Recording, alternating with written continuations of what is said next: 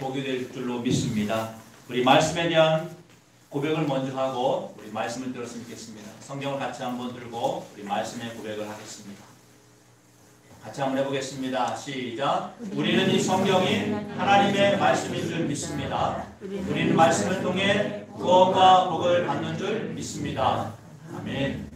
오늘 하나님이 은혜의 말씀으로 함께할 줄로 믿습니다. 여러분 한 주 동안 잘 지내셨습니까? 주님 안에서 평안하셨습니까? 여러분들을 보니까 다시 제가 또 힘이 솟습니다. 사람은 만나야지 힘이 되는 것입니다. 이게 코로나로 인해서 1년 넘게 우리가 만나지 못하고 만나도 또 마스크를 써야 되고 거리를 둬야 되고 참 고난의 시기를 지나고 있습니다. 그럴 때 무엇을 바라봐야 되겠습니까? 우리가 힘들고 어려울 때 이 고난 너머에 계신 고난을 지켜보시는 전능하신 하나님을 바라보시기를 주의 이름으로 축복합니다. 하나님이 지켜보십니다. 하나님이 나타나십니다.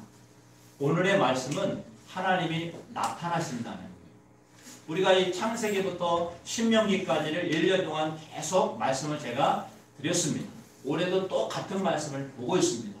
여러분, 여러분들이 말씀을 들을 때 이제는 이게 이런 뜻이구나 깨달을 수 있는 지혜를 하나님이 주실 겁니다. 우리가 지난 시간에 어떤 말씀을 들었습니까? 지난 시간에는 레카 아브라함이 고향 친척 아버지의 집을 떠났을 때 그에게 하나님이 축복을 해주시겠다고 언약을 하셨습니다. 기억나십니까? 그 레카 너는 진짜 인생을 살 수 있어. 한번 진짜 인생을 살아보겠습니다. 그러한 자에게 하나님이 축복을 약속해 주십니다. 그럴 때 하나님은 나타나신다는 거예요. 한번 따라해볼까요? 나타나신다. 이번 주간은 하나님이 나타나는 주간. 그래서 그것을 히브리어로 바에라라고 합니다. 한번 따라해볼까요? 바에라. 오늘 말씀은 바에라입니다. 하나님이 나타나신다는 거예요. 어떤 사람에게 진짜 인생을 살아보겠습니다. 하나님 정말 내가 육신으로 살지 않고 영의 사람, 속사람으로 한번 믿음의 사람으로 살아보겠습니다. 그러한 아브라함 같은 사람에게 나타나신다는 겁니다. 그래서 우리 제목을 하나님을 만나야 합니다. 이렇게 제목을 정했습니다. 같이 한번 해볼까요? 하나님을 만나야 합니다. 여러분 하나님 만나셨습니까? 지금까지 살아오면서 몇 번이나 만나셨습니까? 하나님은 우리를 몇 번이나 만나 주시기를 원하실까요? 여러분 자녀를 키울 때 자녀들과 몇 번 정도 만나기 원하십니까? 하루에 한 번? 일주일에 한 번? 1년에 한 번? 얼마나 만나기를 원하십니까? 주님의 말씀이 그겁니다. 너는 너의 자녀를 몇 번이나 만나고 싶냐? 만나서 뭐 하고 싶냐? 하나님은 우리에게 나타나서 만나서 뭐 하기를 원하시느냐? 한번 따라하겠습니다. 복 주신다. 하나님은 복 주시기를 원하시는 겁니다. 하나님은 우리에게 이 땅에 있는 것이 아니라 하늘에 있는 것을 다 주시기를 원하시고 그래서 신령한 복, 그 하늘에 있는 무한한 복을 우리에게 주시기를 원하시는데 우리가 준비가 됐을 때 만나 주신다는 거예요. 그래서 오늘 창세기 18장부터 이제 22장까지 이번 한 주간 여러분들이 성경 말씀을 다시 이제 읽으실 겁니다. 18장에서는 하나님이 아브라함에게 나타나셔요. 그리고 19장에 가보시면 소돔성을 멸하실 때 하나님이 롯에게 나타나십니다. 그리고 20장에 가보시면 아브라함이 다시 흉년이 들어서 애굽과 가나안 땅 사이에 있는 그랄이라고 하는 곳에 갔을 때 그랄 왕을 하나님이 만나주셔요. 그리고 21장에 가보시면 이삭을 낳고 하갈과 그 아들 이스마엘을 쫓아내는 장면이 나옵니다. 그때 하나님이 하갈과 이스마엘을 또 만나주셔요. 그리고 마지막 22장 우리가 잘 아는 여호와 이레 모리아산에서 이삭을 번제로 드렸을 때 하나님이 이삭과 아브라함에게 만나주십니다. 그래서 이번 주간은 전부 하나님이 만나주는 내용이에요. 하나님이 나타나시는 내용입니다. 그것을 히브리어로 바예라라고 합니다. 한번 따라해볼까요? 바예라. 그래서 이번 주간에 하나님이 나타나서 여러분의 삶을 여러분의 인생을 만나 주시기를 주의 이름으로 축복하겠습니다. 오늘 본문의 말씀 우리 1절을 같이 한번 읽어보겠습니다. 18장 1절입니다. 화면을 보고 한번 같이 읽어볼까요? 시작. 여호와께서 마므레 상수리 나무들이 있는 곳에서 아브라함에게 나타나시니라. 날이 뜨거울 때에 그가 장막문에 앉아 있다가. 아멘. 하나님이 뭐 하셨다고요? 하나님이 아브라함에게 나타나시니라. 나타나시니라. 이거를 바예라라고 하는 거예요. 하나님이 나타나신다는 거예요. 여러분, 하나님이 나타난다는 것은 엄청난 은혜이고 능력이고 역사적인 사건입니다. 우리가 한 나라의 대통령이 지방과 도시를 가도 그 도시가 완전히 그냥 온통 난리 목석이잖아요. 치안 경비로부터 만날 사람들, 리허설 엄청. 근데 왕이신 하나님이 사람의 모습으로 새 사람이 와서 아브라함을 만나셨다. 왜 만나려고 하느냐? 두 가지 이유가 있습니다. 첫째는 아브라함이 약속의 아들을 낳을 수 있다. 약속해 주시기 위해서 찾아오신 거예요. 아브라함아, 네가 이제 내 말대로 할례도 행하고 약속의 말씀을 믿었으니까 내년에 아들 이삭이 태어날 거야. 이거 알려주려고 나타났다는 거예요. 근데 정말 21장에 가보시면 이삭을 낳아요. 1년 뒤에 정확하게 이삭을 낳습니다. 그거 알려주려고 첫 번째 나타나고요. 두 번째는 비밀을 알려주십니다. 어떤 비밀이냐? 지금 소돔과 고모라 땅에서 아주 놀라운 소식을 내가 들었는데 그 소식이 진짜인지 아닌지 확인하러 내려왔다. 소돔과 고모라 성에 어떤 일이 있었습니까? 요즘 말로 말하면 어떤 사건이죠? 동성애. 하나님의 말씀을 듣지 않고 자기 마음대로 사는 사람들이 모여 사는 소돔과 고모라 성이 진짜인지 아닌지 확인하기 위해서 내려왔다는 비밀을 알려주세요. 여러분, 하나님이 나타나실 때는 한번 따라해볼까요? 다 이유가 있다. 다 이유가 있는 거예요. 여러분들이 하나님을 만나기 원하면 여러분들이 그냥 만나기를 원하지 않을 겁니다. 다 뭐가 있다고요? 이유가 있는 거예요. 내가 몸이 아팠을 때, 내가 마음에 상처가 있을 때, 가정에 어려움이 있을 때, 자식이 힘들게 할 때, 부모가 고난 받을 때, 여러분 다 이유가 있을 때 하나님께 나와서 기도하시잖아요. 왜 기도하십니까? 내가 할 수 없으니까. 내 힘으로 지식으로 안 되니까 하나님께 나오시는 거 아닙니까? 그럴 때 하나님은 나타나신다는 거예요. 그래서 비밀을 풀어주십니다. 오늘 이 두 가지 사건을 중심으로 하나님을 만나야 된다. 근데 하나님이 언제 만나주시느냐? 이것을 우리가 듣기를 원합니다. 오늘 말씀의 1절에 보니까 아브라함에게 하나님이 나타나셨다. 자, 여러분, 이때 아브라함의 나이가 몇 살 됐을까요? 아들 이삭이 낳기 전에 아브라함의 나이가 몇 살 됐을까요? 한번 생각해 보세요. 그 앞에 보면 17장 24절에 가보면 아브라함이 99세 때 할례를 받았다라고 말씀합니다. 그리고 아브라함 몇 세 때 아들을 낳죠? 100세 때 낳습니다. 그러니까 몇 세 때 찾아온 거예요? 99세 때 찾아온 거예요. 여러분 99세를 사는 것도 어렵지만 99세라는 말은 이거는 영적인 나이입니다. 육신의 나이가 아니라 영적인 나이. 99세는 벤티쉼이라는 단어인데 비전을 볼 줄 아는 나이라는 말이에요. 99세라는 말. 한번 따라해볼까요? 비전을 볼 줄 아는 나이. 내가 이제는 하나님의 보이지 않는 세계를 볼 수 있게 됐다라고 하는 나이를, 영적인 나이를 99세라고 합니다. 육신의 나이가 아니라 여러분들이 99세의 나이가 영적으로 되면은 하나님께서 나타나 주시겠다는 거예요. 뭘 볼 줄 알면요? 비전, 하나님의 약속, 하나님의 언약, 하나님이 말씀하신 것을 내가 이제 보겠습니다. 내가 이제 한번 살아보겠습니다. 진짜 인생을 살겠습니다라고 결단하는 자들을 99세라고 하는 것입니다. 그래서 아브라함이 몇 세 때 할례를 받습니까? 99세 때 받아요. 그 나이든 노인네가 할례라는 게 뭡니까? 남성의 성기 끝에 있는 포폐를 잘라내는 거잖아요. 왜 그런 힘든 그런 수술을 합니까? 하나님의 약속을, 비전을 보겠다고 결단했을 때 순종했던 겁니다. 그랬을 때 하나님이 나타나신다는 거예요.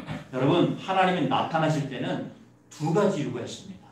오늘 두 가지 이유를 찾아보기 원합니다. 첫 번째는요, 하나님은 회개하는 자에게 나타나신다는 거예요. 우리 한번 따라해볼까요? 회개하는 자에게. 회개한 자에게 우리 한번 2절을 같이 읽어봅시다. 1절, 2절을 같이 한번 화면을 보고 읽어봅시다. 시작. 여호와께서 마므레의 상수리 나무들이 있는 곳에서 아브라함에게 나타나시니라. 날이 뜨거울 때에 그가 장막문에 앉아있다가 눈을 들어본즉 사람 셋이 맞은편에 서 있는지라. 그가 그들을 보자 곧 장막문에서 달려나가 영접하며 목을 땅에 굽혀. 아멘. 여러분 저 내용을 보면 어떤 게 생각나세요? 한번 생각해 보세요. 날이 뜨거운 날, 이 광야 지역은 뜨겁잖아요. 장막문에 아브라함이 앉아 있는데 나그네 세 사람이 지나가는 걸 본 거예요. 나그네가 지나가는구나. 이게 아니라 지나가는 걸 보자마자 어떻게 했다고요? 뛰쳐나가서, 달려나가서 그들을 영접해가지고 땅에 굽혀서 절하고 있는 거예요. 지금 몇 살 된 사람이요?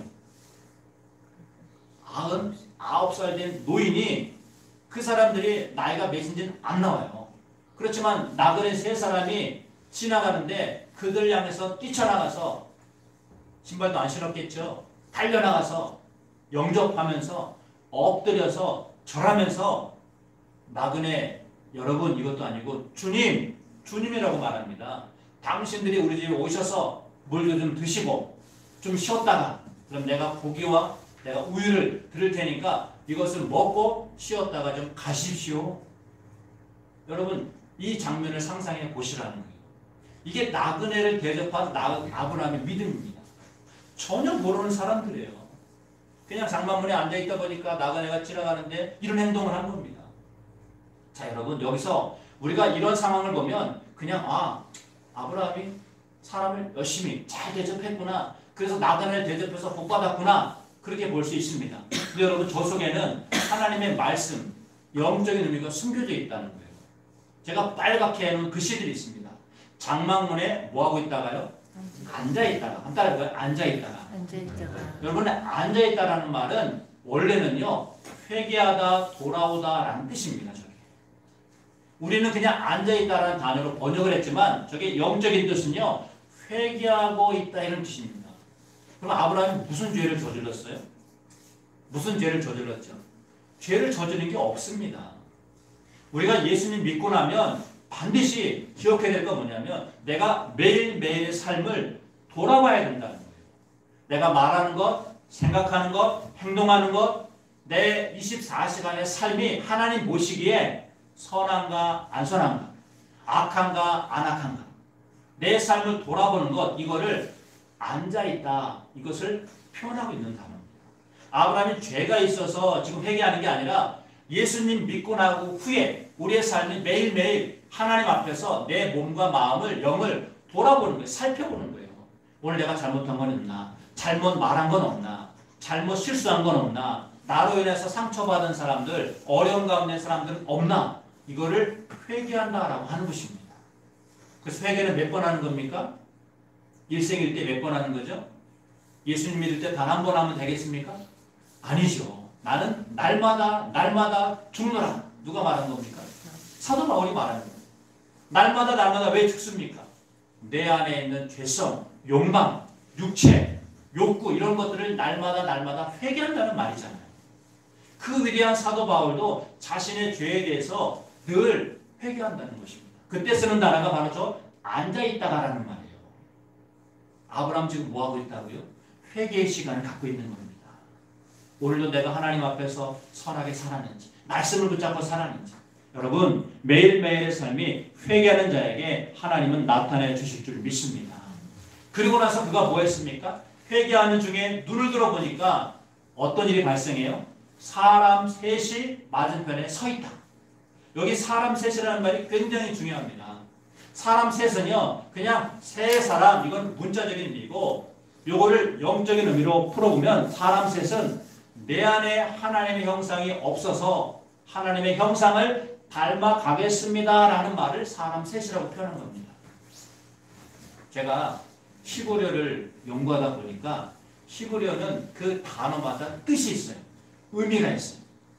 저 사람 셋의 말은 그대로 풀면 내 안에 하나님의 형상이 없습니다. 이제 형상을 나에게 주십시오. 하나님의 성품을 나에게 주십시오. 내가 닮아가겠습니다. 그것을 사람 셋이라고 말합니다. 그것을 아브라함이 눈을 들어서 그때 눈도 내 마음의 눈을 들어서 봤다는 거예요. 그것을 우리는 회개라고 하는 것입니다. 내 안에 하나님의 형상이 없습니다. 하나님의 성품이 없습니다. 하나님의 성품이 뭐죠? 사랑하는 것, 은혜를 베푸는 것, 긍휼히 여기는 것, 불쌍히 여기는 것, 그런 것들이 하나님의 성품인데 그게 내 안에 없다는 거예요. 여러분 혹시 그런 게 있습니까? 혹시 나는 나만 잘 먹고 잘 살면 돼. 다른 사람은 있으면 좋고 없어도 상관없어. 이런 것들은 하나님이 나타날 수 없다는 거예요.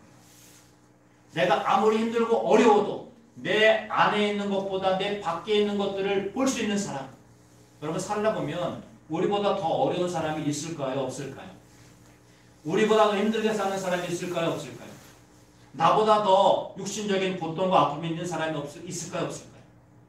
다 있습니다. 물론 나보다 더 뛰어나고 더 좋은 조건의 사람도 많이 있어요. 그러나 우리는 사람이기 때문에 항상 기준을 누구에게 둔다고요? 나를 기준으로 하는 거예요. 내가 좋으면 다른 사람도 좋겠지. 내가 아프면 다른 사람도 힘들겠지. 여러분 반대로 생각해 보세요. 내가 좋을 때 다른 사람이 어려울 때 힘들 때가 있을까 없을까요? 있죠.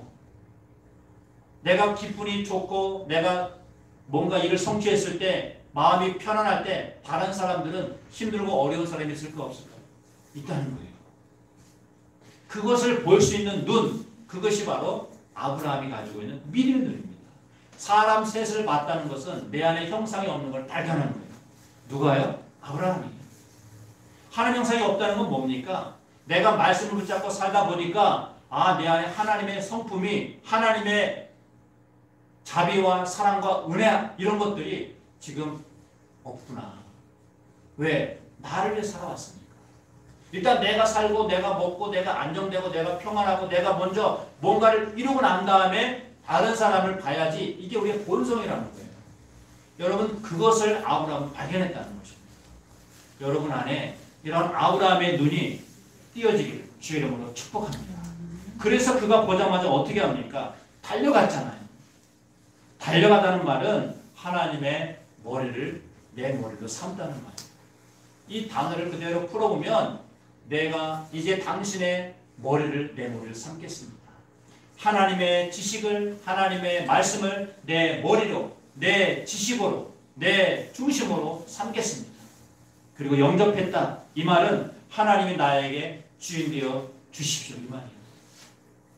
합쳐보세요. 사람 셋이 서 있는 걸 보고 달려나가서 영접했다. 이걸 영적으로 그대로 풀어보면 지금 내 안에 하나님 형상이 없습니다. 이제 형상을 나에게 주십시오. 당신을 내 머리로 삼겠습니다. 주인으로 삼겠습니다. 바로 이게 아브라함이 했던 행동이라는 거예요.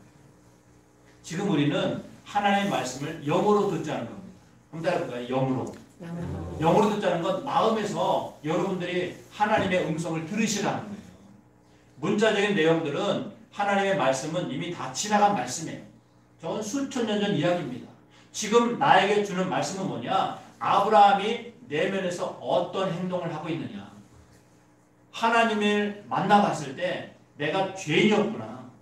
내가 하나님 없이 사는 것이 그게 죄였구나. 내가 이기심으로, 내가 자기 의로, 자기 사랑으로 사는 게 이게 죄였구나. 이걸 발견했을 때 그는 달려나와서 영접했다는 겁니다. 하나님을 머리로 삼고 하나님을 나의 주인으로 영접했다는 겁니다. 그게 우리의 삶이 되라는 겁니다. 그랬을 때 우리는 이러한 사람을 거듭난 자라고 말하는 거예요. 한번 따라해볼까요? 거듭난 자. 여러분 거듭나셨습니까? 이러한 상태를 거듭났다고 하는 겁니다. 내가 예수 믿고 구원받으면 천국 가는 거야. 끝. 이게 거듭이 아니에요. 그거는 출발한 거예요. 이제부터 여러분들이 레크레카 내가 진짜 인생을 살 거야 결단하시면 그 다음부터는 여러분들이 하루하루의 영적인 삶을 살아야 된다는 거예요. 그래서 내가 거듭났는지 안 거듭난지를 알 수 있는 기준이 여러 가지가 있지만 제가 오늘 4가지를 말씀드리려고 합니다. 내가 진짜 회개했는지 안 회개했는지 거듭났는지 안 거듭난지 이 4가지를 여러분들 한번 평가해 보시라는 거예요. 첫 번째는요. 내가 거듭났다는 증거를 죄에 대해서 민감하느냐 민감하지 않느냐를 기준 삼을 수 있다는 거예요. 한번 따라해볼까요? 죄에 대해서. 죄에 대해서. 여러분 죄가 뭐죠? 우리는 계속 죄에 대해서 듣습니다. 죄가 뭡니까? 살인하고 시기하고 증오하고 원망하고 이런 것들이 죄죠. 근데 성경에서 그런 것들보다 근본적인 죄가 있습니다. 한마디로 말하면 죄는 나 혼자 사는 것이 죄입니다. 자기 삶을 살려고 하는 걸 죄라고 하는 거예요. 그러면 내가 내 삶을 사는 게 왜 죄입니까? 내가 인간이니까 당연히 살아야 될 거 아닙니까? 하나님은 우리를 어떻게 살기 원하시냐면 하나님 사랑, 이웃 사랑으로 살기를 원하신다. 그러면 나는 어떤 존재예요? 하나님을 사랑하고 이웃을 사랑하다 보면 비로소 내 존재가 완성된다는 겁니다. 근데 우리는 근본적으로 우리 안에 욕망과 종욕이기 때문에 일단 나 먼저 살아야죠. 일단 내가 안정이 돼야죠. 그래 돈도 벌고 내가 직장도 다녀야 되고 내가 시간도 써야 되고 내가 사람들을 맞춰서 그 사람들을 내 사람으로 만들기도 해야 되고 우리 이런 관점으로 산다는 거예요. 근데 하나님 그걸 바꾸라 해요. 어떻게 바꾸라? 그것은 죄란다. 그건 이기심이란다. 그건 자기 사랑이야. 자기 의야. 우리가 지난번에 아브라함이 어디를 떠났다고 들었습니까? 창세기 2장 1절에 가보시면 아브라함은 첫 번째 어디를 떠납니까? 고향을 떠나. 고향이 뭐라 그랬죠? 우리 안에 있는 이기심. 친척은요? 우리 안에 있는 3살 때부터 배운 습관, 버릇들. 아버지 지금 뭐라고 그랬습니까? 아버지시. 내 사고방식, 내 생각, 내가 가지고 있는 모든 삶의 습관들을 우리가 아버지 집에서 배웠다고 했어요. 이것을 떠난 사람이 아브라함이라는 것이에요. 왜? 그건 죄니까. 거기 살다 보면 결국 그런 문화와 그런 습관과 그런 생각과 사고방식에 살다가 사망으로 간다는 걸 깨달으니까 여기서 나와야 되겠다. 우리가 계속 말씀을 듣는 건 뭐냐면 너 안에서 나오라는 거예요. 겉사람에서 속사람으로 들어가라는 거예요. 육신의 삶에서 영의 사람으로 살아가라는 거예요. 그거를 우리는 거듭났다고 말하는 겁니다. 한번 따라해 보실까요? 거듭났다. 내 육신의 삶이 아니라 영의 삶. 나를 위한 삶이 아니라 하나님과 이웃을 위한 삶. 물론 이게 쉬운 건 아니에요. 그렇지만 우리가 그 쉽지 않다는 이유로 결국 포기하고 나를 위한 삶을 살다 보면 그것이 바로 죄라는 것입니다. 죄에 대해서 민감하느냐? 아, 이제는 나를 위한 삶에서 이제는 돌아와야 되는구나. 돌아서야 되는구나. 이걸 회개라고 하는 거예요. 회개는 단순히 내가 잘못했습니다. 죄를 저질렀습니다. 누구를 미워했습니다. 시기했습니다. 이런 것들이 회개가 아니라 그런 회개보다 더 깊은 회개는 나 중심으로 살았던 것을 돌아서겠습니다. 이걸 회개라고 하는 것입니다. 생각과 습관과 사고방식과 모든 배운 것들을 나에서 이제는 너로 하나님으로 눈을 드는 거예요. 여러분 우리가 올해 다시 들어야 될 건 바로 이겁니다. 회개하셨습니까? 죄에 대해서 민감하게 사십니까? 여러분 죄에 대해서 민감하시기를 주의 이름으로 축복합니다. 여러분 잘 아시는 이 어려운 교수님이라고 하는 분이 계셔요. 문화부 장관도 하신 분이고 이분이 많은 글들을 썼습니다.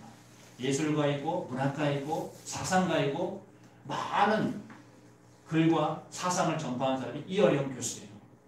근데 이분이 주로 글이 뭐냐면 반기독교적인 반성경적인 내용을 많이 썼어요. 왜? 신은 없습니까? 하나님은 보이지 않고 없다고 생각합니까? 근데 이 딸이 이민아라고 하는 교수가 나중에 이제 목사가 됩니다. 이 딸이 어느 날 갑자기 눈이 실명이 돼요. 그래서 실명이 돼서 그 딸이 아버지에게 부탁합니다. 아버지, 당신은 예수님을 안 믿지만 내가 이렇게 눈이 멀었으니까 아버지 저를 위해서 좀 기도해 주세요. 딸이 기도 부탁을 하니까 안 할 수가 없잖아요. 그래서 뭐라를 기도하면 좋겠니? 제 눈이 좀 뜨게 해 주십시오. 이게 기도 부탁을 해요. 그러니까 아버지가 어쨌든 자기는 안 믿지만 딸이 부탁하니까 갑자기 눈이 멀었으니까 얼마나 놀랐겠습니까? 그래서 믿지도 않지만 하나님께서 기도했다는 거예요. 이렇게 기도했대요. 하나님, 우리 딸의 눈이 떠지면 내 삶을 오직 하나님을 위해서 쓰겠습니다. 당신을 증거하는 도구로 쓰겠습니다. 이렇게 기도했다는 거예요. 눈이 떠졌을까요? 떠지면 참 좋겠죠. 오히려 병을 얻어서 사망을 했습니다. 딸이 세상을 떠났어요.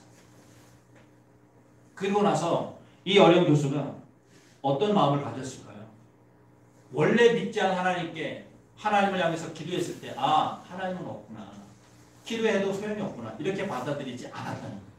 왜? 그는 깊은 고뇌에 빠집니다. 도대체 우리 딸이 믿은 그 하나님이 누구냐? 예수님이 누구냐? 나한테 기도 부탁하지 않냐? 성경 읽어봤대요. 한 번도 안 본 성경을 읽어본 거예요. 드디어. 성경에서 누굴 만났습니까? 예수를 만난 거예요. 내가 지금까지 가지고 있는 모든 지식, 모든 생각, 이거 전부 헛쓰레기다. 이걸 깨닫는 거예요. 왜? 육신의 삶이 전부가 아니라 보이지 않는 영의 세계가 있다는 것을 사상가니까, 문학가니까 금방 받아들이고 금방 깨닫는 거예요. 예수님 영접해요. 온누리교회에서 하영재 목사님의 세례를 받습니다. 그리고 나서 이번에 쓴 책이 지성에서 영성으로라는 책이에요. 여러분, 이 책은 정말 우리가 한번 읽어봐야 될 책입니다. 지성에서 영성.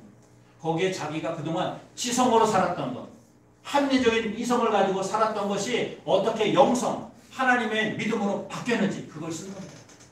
결정적으로는 딸아이의 그 믿은 예수님의 신앙 고백을 중심으로 변화가 됐다는 거예요. 사랑하는 성도 여러분, 우리가 하나님 앞에서 온전한 대면을 하면 내가 어떤 존재인지를 발견할까요? 내가 죄인임을 깨닫는 거예요. 이런 사람을 거듭났다고 하는 것입니다. 내가 살아보니까 하나님 없이도 나는 마음껏 자유롭게 아무 문제 없이 기쁘게 살 수 있어. 이런 사람들이 하나님을 만나기 힘들다는 거예요. 진짜 인생의 고뇌와 아픔과 상처와 두려움을 경험했을 때 내 안에 하나님이 만나주신다는 겁니다.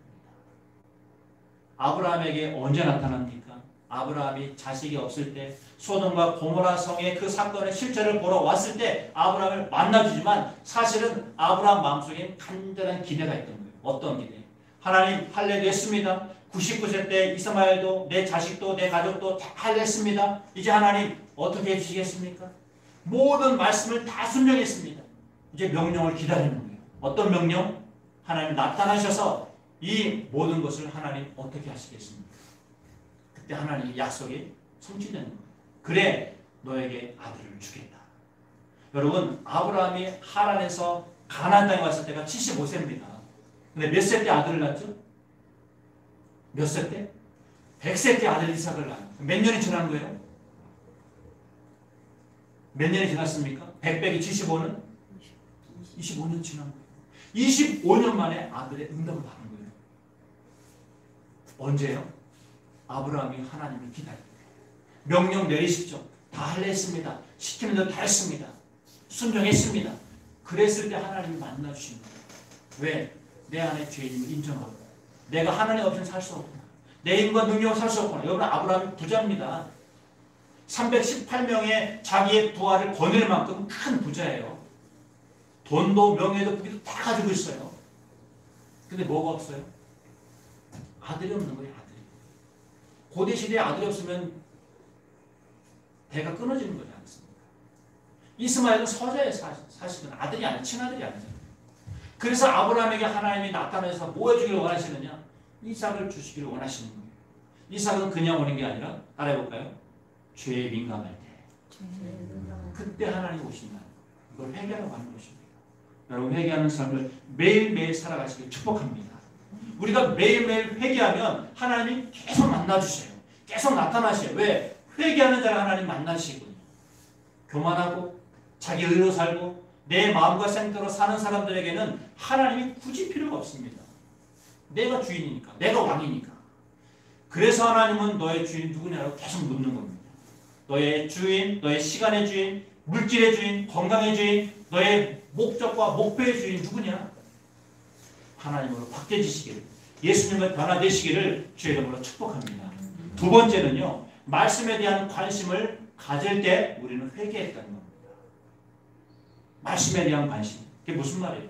지금 우리가 계속 하나님 말씀을 매주 듣습니다. 우리가 지난번에는 레크레카, 인생으로 새롭게 진짜 인생을 살기로 말씀을 들었습니다. 그런 사람에게 하나님은 나타나신다는 거예요. 오늘도 말씀을 여러분 듣습니다. 그러면 그 말씀을 한번 따라합시다. 나에게 주는 말씀. 그것을 받아들이냐 하는 거예요. 지금 제 말을 하는 게 아니라 민 목사의 말이 아니라 하나님의 말씀을 저는 전달해 주는 겁니다. 그러면 저도 듣고 여러분도 듣고 있는 거예요. 그러면 들은 말씀을 어떻게 하라고요? 살아가라 이거예요. 말씀을 들은 대로 살아가라 이거예요.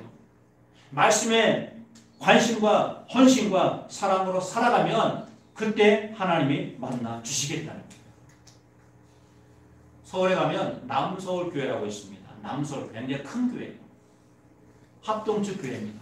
그 교회에 김인수라는 장로님이 계셔요.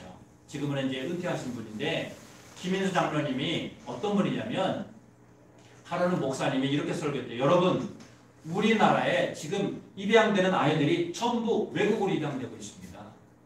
그 아이들이 외국으로 다 입양되고 있어요. 진짜 우리가 하나님의 사람이고 사랑과 믿음과 소망을 가진 믿음의 사람이라면 그 아이들을 우리가 입양해주고 왜 외국에 보냅니까? 한국 사람이 입양해서 키워야 되지 않겠습니까? 이런 주일날 설교를 들었다는 거예요. 그리고 나서 한 석 달쯤 뒤에 김인수라는 장로님이 50이 넘으신 분인데 아이를 입양한 거예요. 뭐 했다고요? 아이를 입양한 거예요. 자식도 있는데. 왜 입양인지 아세요? 목사님 말씀을 듣고 나서 한국 사람이 아이를 입양해서 키워야 되는 거예요. 말씀에 대해서 뭐 한 거예요? 순종한 거예요. 목사님이 깜짝 놀랐대요. 왜? 자기는 하나님 말씀을 전한 건데 그걸 진짜 믿고 그 장로님이 입양을 했다는 거예요. 여러분 훌륭한 장로님입니까? 어리석은 장로님입니까? 우리가 할 수만 있으면 입양해서 키워야 되는 거 아니에요, 사실. 물론 입양해서 잘 키워야 되는 것도 문제지만 일단 우리가 하나님의 사랑과 애정과 믿음이 있다면 하나님의 말씀을 들었을 때 어떤 반응을 하느냐 이거예요. 여러분 하나님 말씀을 듣고서 그래 오늘 의대가 받았어 집으로 돌아가면서 그거를 계속 마음에 간직하며 한 주간을 사느냐 아니면 말씀을 듣고 다음에 또 좋은 말씀 들어야지 끝 거기까지 삶을 사느냐 주님은 그걸 물어보시는 거예요. 내가 정말 거듭났다면 말씀을 들었을 때 그 말씀이 나에게 울림이 주고 감동이 되고 그래 저건 나에게 주는 말씀이야 그럼 그 말씀대로 살아가라는 거예요. 그 장로님 저는 그분을 볼 때마다 말씀을 제가 설교하지만 그런 분이 진짜 거듭난 사람이구나. 발이 입양이 여러분 50세든 사람이 자식이 있는데 입양한다는 게 쉽지 않잖아요. 순종한 거예요. 여러분 여러분들이 말씀을 들었을 때 은혜 받았다면 그 받은 은혜를 간직하실 뿐만 아니라 한번 따라합시다. 믿음으로 살아가자. 믿음으로 살아가시길 축복합니다. 그렇다고 형편이 안 되는데 무조건 입양하시면 안 돼요. 중요한 건 말씀을 그렇게 반응한다는 거예요. 나에게 주는 말씀으로 들렸다면 내가 순종한다는 거예요. 우리에게 올해 표가 뭐죠? 올해 표. 말씀과 동행하는 교회. 한번 같이 해볼까요? 말씀과 동행하는 교회. 그럼 매일 우리 뭐 해야 돼요? 말씀을 어떻게 해야 돼요? 읽어야 되는 거예요.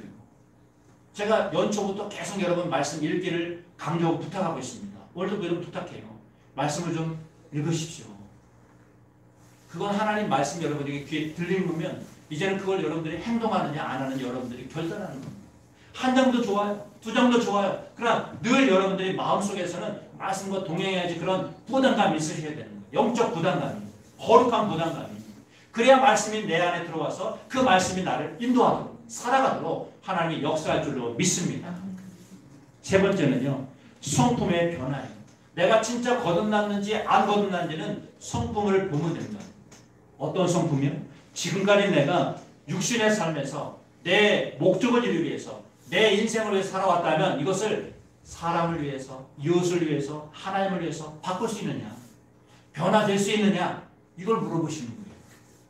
성품의 변화 우리는 그동안 외모와 체면과 내 어떤 겉으로 드러난 것을 사람들에게 잘 보이려고 때로는 하나님의 말씀도 듣지 못하고 들어도 순종하지 못했는데 이걸 바꾸시라는 거예요.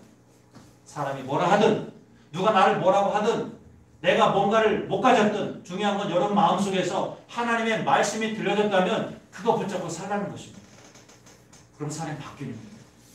제가 지금은 안 그러는데 전에 아주 오랜만에 친구를 만나면 친구가 그렇게 저에 질문해요. 야, 너 진짜 많이 변했다. 뒤에 외모가 변했다는 말일까요? 아니에요. 말과 행동과 생각과 성품이 바뀌었다는 말이에요. 제가 목사가 된다고 그러면 그 친구들이 야, 너 그럴 줄 알았어. 너 목사 될 줄 알았어. 그런 말을 제가 자주 듣습니다. 제가 목사 같아 보이는 게 아니라 그런 성품이 그들에게 보인다는 거예요. 여러분들 어디 가면 혹시 집사님 아니신가요? 혹시 권사님 아니신가요? 혹시 교회 다니지 않나요? 여러분 이런 소리 한 번 들었다면 한번 따라합시다. 거듭났다. 그 친구예요. 여러분. 외모로 보여지는 것들이에요. 우리의 내면이 외모로 나타나는 거예요.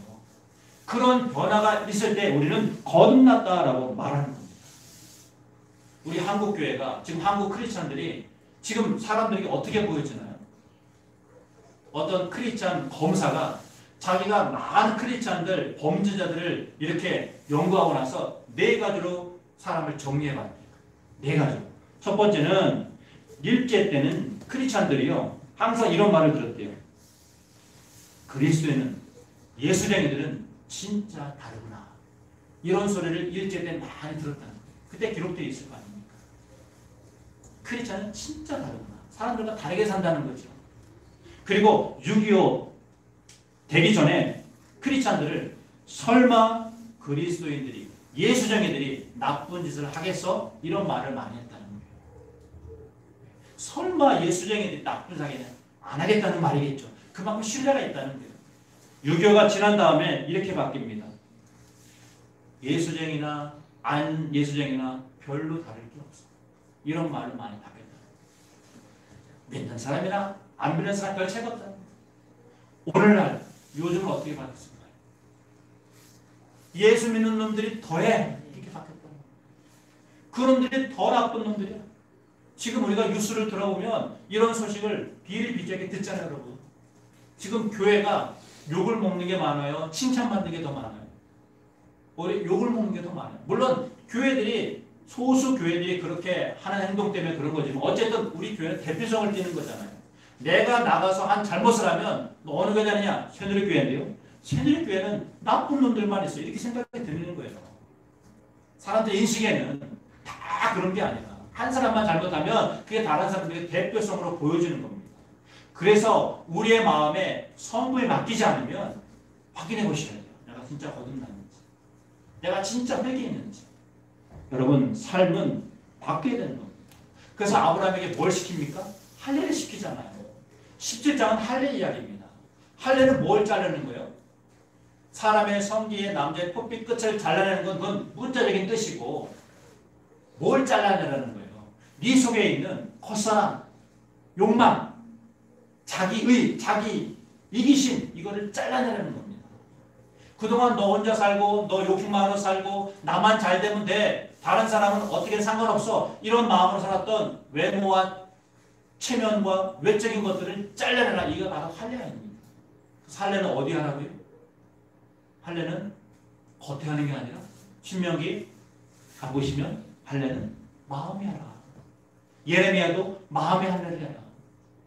한번 따라합시다. 마음에 해라. 뭘 하라고요? 할례. 할례가 뭡니까? 육신의 정욕과 욕망과 이기심을 잘라내는 걸 할례라고 하는 것입니다. 사랑하는 성도 여러분, 여러분 마음에서 할례가 일어나기를 주의 이름으로 축복합니다. 4번째는요, 내가 회개했는지 거듭났는지 알 수 있는 기준은 영적인 일에 관심이 있느냐 없느냐를 확인해 보시라. 영적인 일. 영적인 일이 뭘까요? 여러분 영적인 일이라는 것은 쉽게 말하면 됩니다. 육신적인 일에 반대를 생각하시면 돼요. 나 중심으로 생각하고 판단하고 행동하는 것들의 반대, 영적인 일이에요. 하나님 중심, 이웃 중심, 내 육신이 싫어하는 것만 하는 것을 영적인 일이라고 보시면 돼요. 내 육신은 그렇잖아요. 인정받으려고 하고 체면을 살려고 하고 누가 나에게 뭐라고 하면 감정이 폭발해서 분노해서 똑같이 복수하려고 하고 그게 육신이잖아요, 여러분. 이것에 반대되는 행동하는 것을 영의 일이라고 하는 것입니다. 영의 일. 그 중에서 하나님이 가장 기뻐하시는 영의 일이 뭔지 아세요? 나 혼자 살지 말고 너 인생 너 이름값 남기지 말고 이제는 좀 제자를 남겨봐. 믿음의 살을 좀 남겨봐. 영적 자식을 좀 남겨봐. 그리고 우리는 제자 사역이라고 합니다. 한번 따라해볼까요? 제자 사역. 우리 새누리교회 영어는 표가 있죠. 뭐죠? 제자 되고 제사장자. 여러분 이걸 그냥 가져온 게 아니에요. 이게 하나님 말씀에 있는 걸 그대로 가져온 겁니다. 너희는 가서 모든 족속으로 제자를 삼아서 예수님 말씀이잖아요. 구약도 똑같습니다. 하나님 말씀으로 제자 삼으라는 거예요. 누구를? 1차적으로는 여러분 가족을. 자녀든 부모든 상관없어요. 일단 가장 사랑하는 사람은 자녀 삼아야 될 거 아니에요. 사실 시간이 없어서 제가 18장을 다룰 수 없지만 18장에는 어떤 일이 나오냐면 아브라함이 조카 롯을 위해서 중보기도하는 내용이 나옵니다. 지금 롯이 어디 살고 있습니까? 소돔과 고모라 성에서 소돔 성에 살고 있어요. 근데 하나님 소돔 성 어떻게 하지 결국은요? 멸망시켜요. 왜 멸망시킵니까? 하나님이 죄를 지어서 멸망시킵니다. 죄를 지었기 때문에. 어떤 죄? 하나님이 아주 싫어하는 죄. 서로 이기적이고 자기 사랑하고 남을 폭력하고 동성애를 저지르고 그래서 하나님을 심판하신 겁니다. 근데 심판하기 전에 아브라함의 기도가 롯을 가족을 살려낸다는 거예요. 여기에 중요한 의미가 있습니다. 영적인 일은 뭐냐? 나의 사랑하는 가족을 먼저 제자 삼으라는 거예요. 여러분 가장 사랑하는 사람이 누굽니까? 내 가족 아니에요? 저는 가족이라고 믿습니다. 제 아내, 우리 아들, 우리 딸, 우리 부모님, 우리 장모님, 우리 처남, 우리 가족이 저는 제일 사랑하는 첫 번째 대상이에요. 물론 여러분도 그 안에 포함돼요. 영적인 가족이니까. 근데 여러분 제1자는 가족이잖아요. 그렇지 않습니까? 여러분 가족이 10명이 안 돼서 멸망당한 가족이 누군지 아세요? 가족 10명이 믿음의 사람이 없어서 멸망당한 가족 누굽니까? 롯이에요. 롯. 여러분 창세기 18장 32절 한번 읽어봅시다. 화면을 보고. 시작. 아브라함이 또 이르되 주는 노하지 마옵소서. 내가 이를 원하여 도와드리겠다.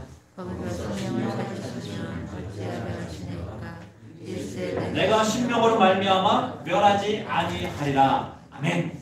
몇 명으로 멸하지 않겠다고요? 10명. 근데 소돔과 고모라 성이 멸망 당합니까? 안 당합니까? 당해요. 몇 명이 없어서. 10명이 없어서. 저는 이게 참 궁금했어요. 왜 소돔성에서 10명이 있으면 멸하지 않겠다고 했을까? 왜 아브라함은 10명이 있으면 주님 멸하지 마십시오 이렇게 중보게 됐을까? 유대인들 경전에 보면 이런 얘기가 나와요. 원래 롯의 가족이 10명이었다는 거예요. 그래서 롯의 아내 롯, 그 다음에 두 아들이 있었다는 거예요. 딸이 넷이라는 거예요. 그리고 정혼한 사위 둘이 있다는 거예요. 성경에 보면 정혼한 두 사위가 나와요. 그래서 모두 10명이 나와요. 근데 몇 명이 구원받습니까? 실제적으로 따라 나온 사람이 몇 명이에요? 롯과 두 딸. 나머지는 다 거기서 죽습니다. 아내는 오다가 뒤를 쳐다봐서 뭐가 된다고요? 소금 기둥이 돼버려요. 이 말은 뭐예요? 롯의 가족 세 사람만 예수를 믿고 있다는 거예요. 세 사람만 회개하는 삶을 살았다는 거예요. 그것도 억지로 겨우겨우. 여러분 19장 한번 읽어보세요. 얼마나 스펙타클한지 몰라요. 이거 영어로 만들면 여러분 기가 막힌 영화가 나올 거예요. 아브라함의 조카 롯이 소돔에 살고 있는데 의인 세 사람밖에 없었다는 거예요. 그래서 멸망을 당한 겁니다. 여러분. 아브라함은 가족이 10명이니까 그래도 10명은 믿은 사람이겠지 이렇게 생각했던 거예요. 근데 실제로 3명밖에 안 믿은 거예요. 저희 가족이 모두 13명입니다. 저희 가족이. 어머니, 아버지, 우리 형제 다 조카까지 포함해서. 13만 되면 멸하시겠습니까? 13만 되면 멸하지 않겠다. 여러분 이 말씀하고 똑같은 거예요. 지금. 여러분 가족이 10명이라면 10명이 믿음의 사람이 없다면 죄송하지만 멸하겠다는 거예요. 그나마 롯과 두 딸이 살려난 거예요. 19장 29절 한번 읽어봅시다. 창세기 19장 29절. 시작. 하나님이 그 지역의 성을 멸하실 때 곧 롯이 거주하는 성을 엎으실 때에 하나님이 아브라함을 생각하사 롯을 그 엎으시는 중에서 내보내셨다. 아멘. 아브라함이 뭐 했습니까? 주님 저 성에 의인 10명 있으면 멸하시겠습니까? 그 아브라함의 기도를 뭐 했다고요? 생각해서. 저 말은 기억했다 이 말이에요. 자, 기억하다 이 말이에요. 하나님은 여러분의 기도를 기억할 줄로 믿습니다. 그 여러분들이 기도를 쉬시면 안 돼요. 제가 몇 번 얘기했죠. 저희 집 가정을 위해서 저희 부모님 예수 믿게 해달라고 10년을 기도했습니다. 제가 예수 믿고 난 다음부터 제가 목사 안수 받는 그날 저희 부모님이 그때부터 교회를 나가셨어요. 지금 권사님이 되고 집사님이 됐지만 10년을 제가 기도했습니다. 다시. 제가 그때 10년 뒤에 정확하게 응답 받을 거라고 생각했을까요? 그런 생각 못했죠. 그냥 기도한 거예요. 왜? 하나님이 저를 뭐 했으니까? 생각하사, 기억하사 10년 만에 하나님 응답해 주신 걸로 저는 믿습니다. 여러분 가족을 위해서 기도하십시오. 혹시라도 안 믿는 자녀가 있으면, 안 믿는 배우자가 있으면, 안 믿는 부모가 있으면, 형제가 있으면 뭐 하라고요? 기도하라는 거예요. 특별히 어떤 기도? 중보기도. 나를 위해서 하지 않고 가족을 위해서, 형제를 위해서, 동료를 위해서, 이웃을 위해서 기도하면 하나님 반드시 그 기도를 뭐 하신다고요? 생각하신다. 그럼 롯과 두 딸은 살려나는 거예요. 만약에 아브라함 중보기도가 없다면 소돔성은 다 멸한 겁니다. 사랑하는 성도 여러분, 우리 안에 하나님의 말씀이 들려졌다면 여러분 믿음으로 살아나오시기를 주의 이름으로 축복합니다. 가족을 위해서 지금부터 기도하시고, 지금은 늦지 않습니다. 1년이 걸릴지 10년이 걸릴지 모르겠어요. 저는 10년이 걸렸지만 여러분 사람마다 다 하나님이 응답은 다르게 하니까 중요한 것은 반드시 응답하신다는 것. 하나님의 약속은 반드시 이루어진다는 것. 여러분 믿으시길 축복합니다. 그래서 하나님이 누구에게 언제 나타나시느냐? 영적인 일에 관심 있는 사람. 한 사람을 제자 삼아서 그 사람이 내 가족이든 동료든 친구든 상관없어요. 한 사람을 제자 삼는다면 그 한 사람을 하나님의 말씀으로 살아가기로, 진짜 인생을 살기로 결단한 사람이로 된다면 하나님은 그 사람을 복 주신다. 어떤 복? 우리 마태복음 19장 29절 같이 한번 읽어봅시다. 시작. 또 내 이름을 위하여 집이나 형제나 자매나 부모나 자식이나 전도를 벌인 자마다 여러 배를 받고 또 영생을 상속하리라. 아멘. 저는 저 구절이 잘 이해가 안 됐어요. 잘 보세요. 내 이름을 위해서. 누구 이름을 위해서요? 내 이름이 누구 이름입니까? 예수님 이름을 위해서 집, 형제, 자매, 부모, 자식, 전토를 다 버린 자는 영생을 주겠다. 상급을 주겠다. 여러분 저거 쉽게 받을 수 있습니까? 가족, 자식, 부모, 전토, 재산 다 버릴 수 있어요? 나 하나 살려고? 몸이 이기적이지 않아요? 예수님 믿어서 구원받고 난 천국 가고 얼마나 이기적입니까 이 말이. 잘 생각해 보세요. 나 하나 살고 가족, 자식, 부모 다 버릴 거야. 이거 이기적이잖아요. 저는 저게 되게 받아들이기 힘들었어요, 저 말을. 근데 해석이 됐어요. 지난주에. 저게 무슨 말이에요, 지금? 형제, 자매, 부모, 자식, 전토. 저 뭐 떠나라는 거예요? 레크레카. 창세기 12장 1절. 뭘 떠나라고 그랬어요? 친척과, 고향과, 아버지 집. 무슨 말이에요? 이기심과, 네 습관과, 버릇과, 네 사고방식. 이거 다 버리라는 말씀이 저 말씀이에요, 여러분. 같은 말씀이 예수님이 저렇게 해석해 준 거예요, 지금. 근데 우리는 문자적으로 읽으니까 나 살기 위해서, 나 천국 가려고 너 가족, 형제, 집안, 부모 다 버려야 돼. 여러분 저건 이단입니다, 저거는. 저 신천지, 하나님의 교회 가는 짓거리예요. 지금 신천지 형제들, 가족들 잡혀가지고 못 나와서 항의하고 데모하고 시위하는 사람 얼마나 많습니까, 지금. 우린 신천지가 아닙니다, 여러분. 저 말을 문자적으로 해석하면 굉장히 오해를 사는 거예요, 지금. 잘 보세요. 예수님 때문에 다 버릴 수 있습니까? 저게 그 말이 아니라니까요, 여러분. 창세기 레크레카 12장 1절의 말씀을 예수님이 다시 해석해 주신 거예요.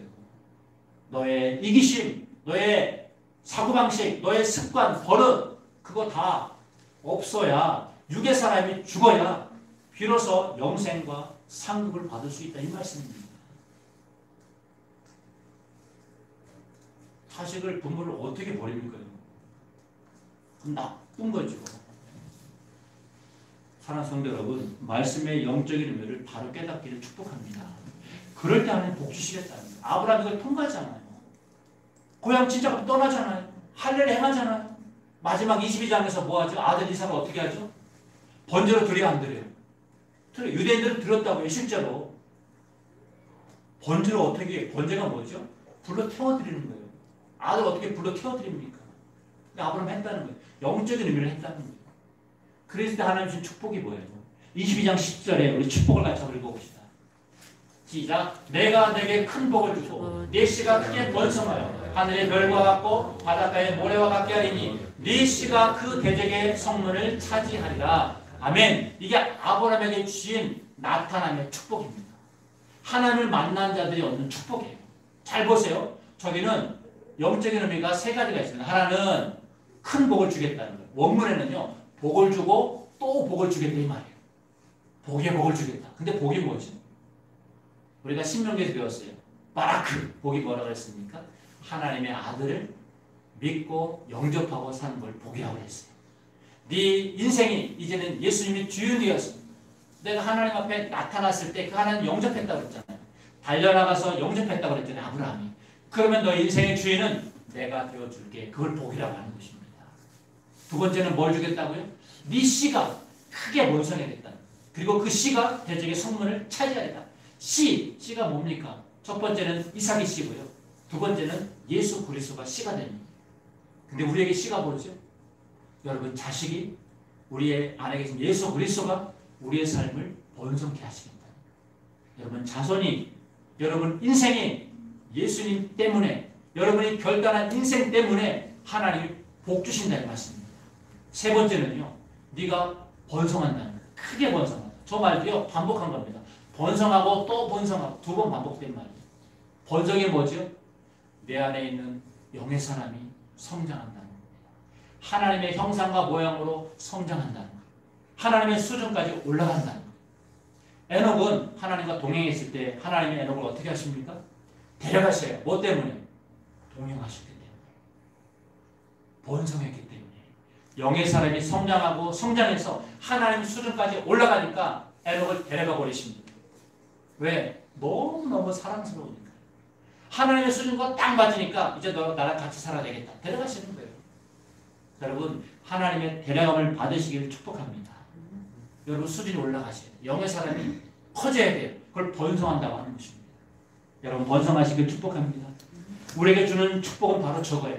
하나님이 왜 만나주시느냐? 왜 나타나시느냐? 너에게 복을 주시고 네 씨가 크게 되고 네 인생이 번성하도록 하나님이 만나주시는 줄 믿습니다.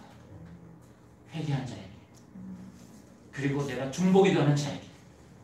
여러분, 이번 우리 한 해 동안 두 가지를 한번 실천합니다. 첫 번째는 회개하는 것. 언제 회개한다고요? 따라해볼까요? 매일매일. 왜 내가 죄에 민감한지, 내가 말씀에 관심이 있는지, 성품이 변화되고 있는지, 영적인 일에 관심이 있는지, 이 네 가지를 가지고 여러분 매일매일 평가해 보시라고. 두 번째는 중보기도. 제일 첫 번째로 누구를 위해서 기도하라고요? 가족을 위해서. 한번 가족을 위해서. 여러분, 가족을 제일 먼저 기도해 주셔야 돼요. 여러분, 형제 가족이 가장 먼저 여러분 예수님 안에 나오셔야 됩니다. 최소한 10명이 없어도 멸망당한 롯의 가정이 아니라, 소돔이 아니라 10명 때문에 소돔성까지 살아나는, 동두천이 살아나는, 이 나라 민족이 살아나는 그러한 중보기도를 하나님께 드리시길 축복합니다. 저는 이 도시에 뜻이 있습니다. 목적이 있습니다. 심판받지 않고 멸망받지 않고 롯처럼 나만 사는 게 아니라 도시가 살리는 그런 꿈과 비전을 가지고 이곳에 들어온 하나님의 사람으로 여기에 서 있습니다. 여러분들이 어떤 꿈과 비전이 있는지 모르겠지만 하나님의 비전과 하나님의 꿈을 볼 수 있는 그 99세의 영의 나이, 그 나이를 회복하시기를 축복합니다. 말씀을 정리합니다.